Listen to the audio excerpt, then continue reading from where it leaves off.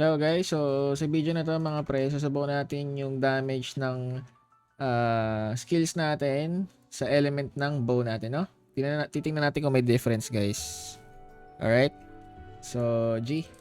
Simulan natin sa guys, sa ice arrow kasi alam nyo naman pag ice arrow water yan. So kapag water yung bow, dumadagdag daw damage. Pero titingnan natin sa flame arrow ganun din, pag fire yung arrow ay yung bow, dumadagdag daw. So titingnan natin sa video na to yan. Alright, so water ngayon yung bow natin. Susubukan natin kung ilan yung magiging damage. Actually, tinest ko na siya kanina eh. Pero, test natin live. Water, ice arrow, subok. Okay, 13.1k.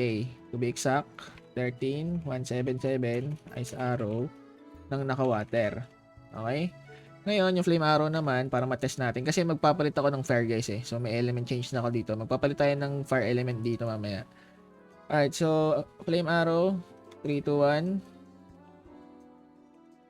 1. Okay. 4.8 yung tick, guys. Yung ano yata, hindi ko lang kung 16, hindi ko makita masyado yung ano eh. Yung initial damage sa panga 16.4, okay. 16.4k, parang 418 yata yan. Alright, base. Tapos 4.8k sa tick. Water. Okay. Yan. So, ngayon, magpapalit naman na tayo ng ano guys, ng element sa bow. Gagawin na natin fire to. Dito natin makikita kung may ano talaga siya guys. May dagdag sa damage, no? Gagawin na natin siyang fire ngayon. Okay, naka-fire na siya guys. Tingnan natin kung may dagdag talaga sa damage, no? So, ito alam niyo naman, wind, malakas ang fire dito. Kanina naka-water tayo, no? So, ngayon, masusubukan natin ngayon guys kung meron talaga. Kapag naka-fire yung ano natin, no? Dito sa flame arrow. Actually, flame arrow lang gusto ko makita rito. Sa ice arrow, tingnan natin kung may dagdag. Alright, so 3, 2, 1. GT muna para sure.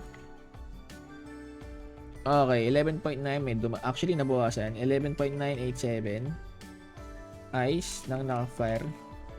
So, meron guys pala. So, meron dagdag from 13.1 nag 11.9 nung naka-water tayo kanina. So, may dagdag pala siya guys. Ayan o. 13.1, 11.9 kapag ano. Ngayon, subukan naman natin kapag naka-fire element tayo guys. Nang magpe-flame arrow. Alright, so 3, 2, 1. Laki dagdag gasti. Sarap pre, may dagdag nga talaga. So, masarap pala talaga dito kung ano kung ano yung element ng kalaban. So, nasa 20k guys. 20k yung ano, base. Yung tick, ilan yung tick? 5.9k. Good shit, man. So, meron guys, mas okay kapag kung ano, let's say for example,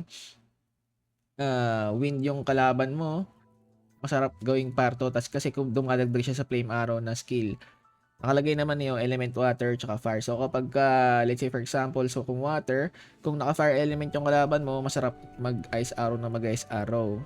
So, sadly guys, sa ranger, fire tsaka ice lang yung, fire tsaka water lang yung pwede mong gamitin ano, element sa kanila na may, yun lang yung may element na skill ng ranger guys. Sa arrow rain wala pati sa boom burst wala rin. Sa ano ba? Piercing arrow wala rin. So, yan guys. So, conclusion, mas maganda po kapag may element yung bow mo, it's either fire or water. Tapos depende sa kinakalaban ng monster. Kapag gantong wind, masarap mag-fire. Kapag po fire yung kalaban mo, or kulay pula, mas okay mag-water, okay?